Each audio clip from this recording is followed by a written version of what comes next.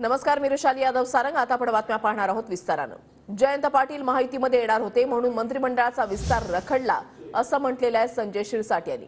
शिंदेगडाचे आमदार संजय शिरसाट यांनी हे वक्तव्य केलंय। जयंत पाटील मनानं अजित पवारांसोबत आहेत असं देखील शिरसाट यांचं म्हणणं आहे। जयंत पाटीलही माहितीसोबत येतील असा विश्वास संजय शिरसाट यांनी व्यक्त केला आहे।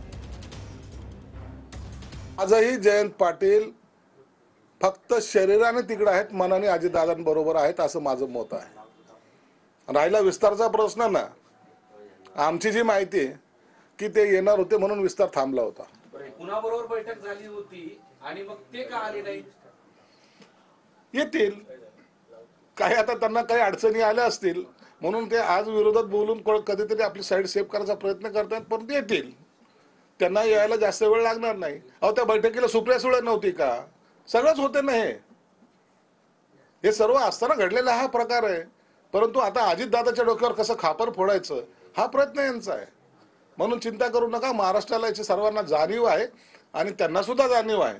आणि भविष्यामध्ये काय होईल